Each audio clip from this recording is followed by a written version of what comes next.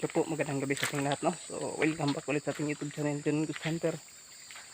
So yun guys, ngayong gabi meron tayong sasamahan pauwi sa kanilang tirahan. So, isang taga bundok na umuwi sa kanilang tirahan. Samahan natin si tatay. Dahil sobrang delikado dito sa daan. Kailangan natin siyang samahan para magiging ligtas. Sa panahon ngayon guys ay hindi kailangan natin maging alerto. So kailangan natin si tatay samahan patungo sa kanyang bahay. Dahil baka anong gawin sa kanya dito sa pambundukan. Yun guys, may mga bahay dito. May maraming mga kabahayan dito pero wala nang katao-tao.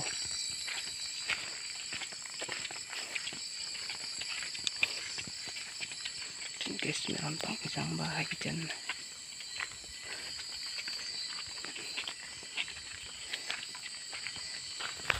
Kailangan natin maging ligtas na makauwi si tatay sa kanyang tirahan. So, samahan natin. Galing pa siya sa baba.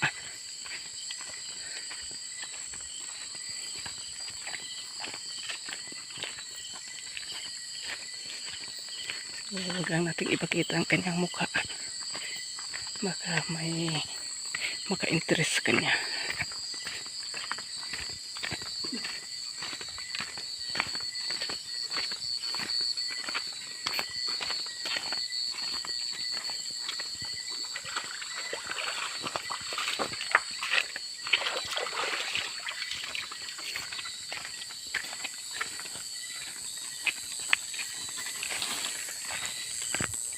Yun guys, mag-isa lang ako ngayon na naghatid sa kay tatay. So, humingi kasi siya ng tulong na magpahatid. So, samahan natin siya para maging safe naman siya. Saka doon na lang ako magtulog sa kanila. Kasi hating gabi na. Bukas na lang ako uwi. Pagdating namin doon sa kanila, may mga bahay doon sa kanila. Mga solar yung gamit dito sa kanila sa kabundukan dahil malayo sa kuryente. So, solar lang yung ginagamit.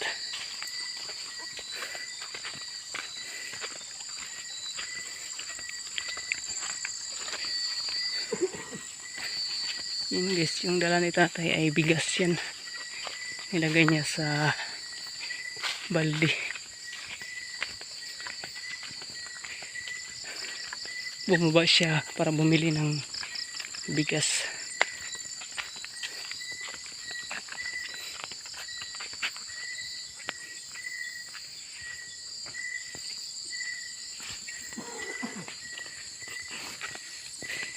So dala-dala natin yung issue natin para may panglaban tayo.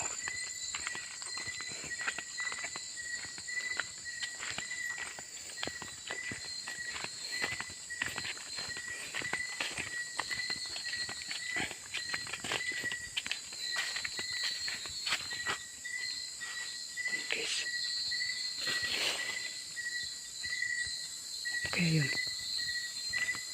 So, napakalayo pala itong kinatatay. Malayo pala sa bayan. Sabi niya may mga kapitbahay daw siya dito. At natatakot din na atakihin ng mga tulisan.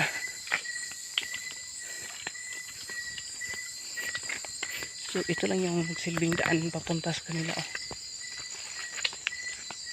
Punta sa kanilang bahay. Susundan na natin si tatay.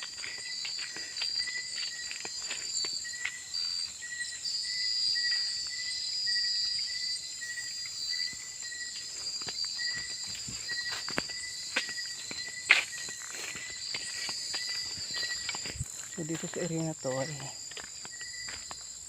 sobrang napaka-delikado.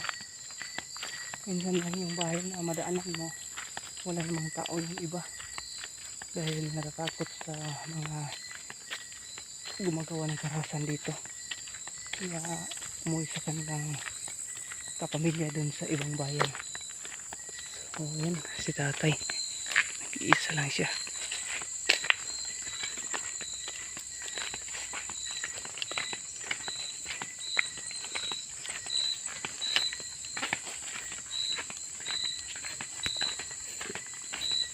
Siguro nasa malapit na tayo. May mga ilaw na oh.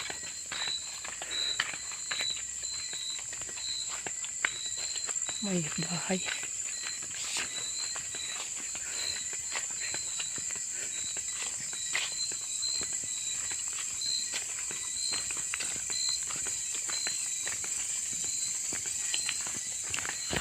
Sige, scat na lang natin. Patuloy tayo dun sa anan dahil baka ma-restrict tayo. May music. Hindi pa natutulog yung tayo dito or natutulog lang na mag-music. Scat na natin. So yun guys, pinutol ko yung video dahil may FM music. Ma-restrict tayo yan. May mga maisan pala dito.